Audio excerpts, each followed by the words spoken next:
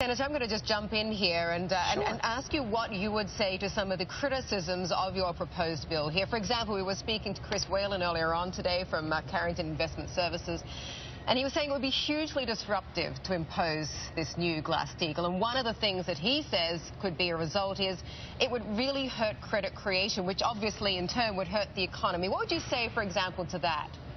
You know, that was pretty much what the banks were saying back in 1932 and 1933. They kept saying no, no, no to Glass-Steagall. They raised all kinds of objections to it. And they kept hammering away at it because they wanted to be able to get access to those deposits in order to fuel more speculative trading. And what this says is no.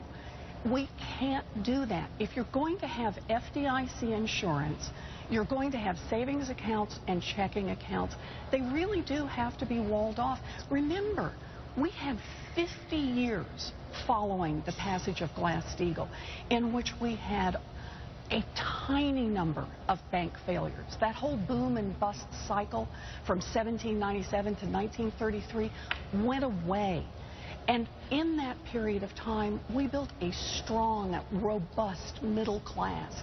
What happened is we started chipping away, and part of the chipping away at that was to say load up the banks with more and more risk, get them more integrated, and let them get bigger and bigger. And when that happened, we were in the position of having to bail them out when they got into big financial trouble. Senator, I will push back, though, on the relative security that you're portraying Glass-Steagall to have given us, because Continental Illinois in the early 80s was the seventh largest bank in America. It failed, almost set off basically another major banking crisis. Shouldn't we just tell the American consumer that no matter what we do, there will be bank boom and bust cycles, no matter what the laws and regulations? You can't protect everything. No, that is just wrong. Why? Look at the history. I have looked at history. We're filled with booms and busts from the Dutch tulip crisis to now. From 1797 to 1933, the American banking system crashed about every 15 years. In 1933, we put good reforms in place for which Glass-Steagall was the centerpiece. And from 1933 to the early 1980s, that's a 50-year period, we didn't have any of that. None. We kept the system steady and secure. And it was only as we started deregulating, you start hitting the S&L crisis, and what did we do? We deregulated some more.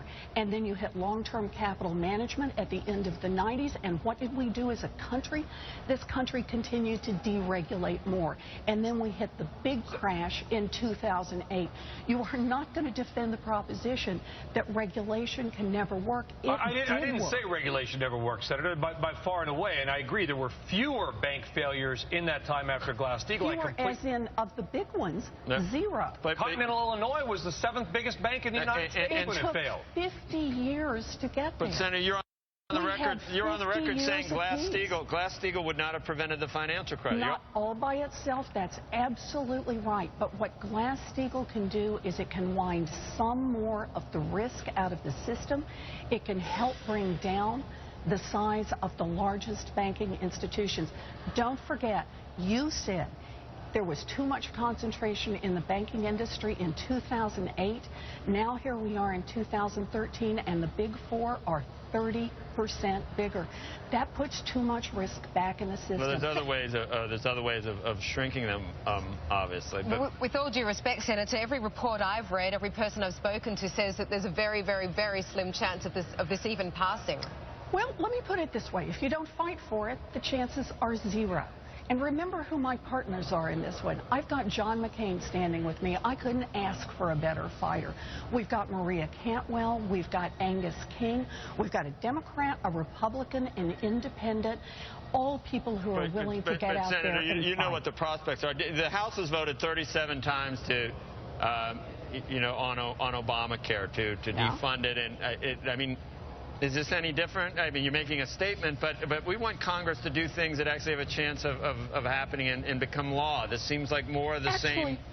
Go ahead. No, but I was just going to say, you know, I remember going on television multiple times, including here, when I talked about the Consumer Financial Protection Bureau, when the big banks were spending more than $1 million a day lobbying against it, and when everybody told me, you'll never get that thing through. Why are you even trying? The chances of passing it are slim to none. And yet, look around. We now have a good, strong Consumer Financial Protection Bureau. It's recovered $500 million for families who got cheated. It's out there working on behalf of military families, on behalf of seniors, on behalf of students. We got that agency because we got out and fought for it. I actually believe in that.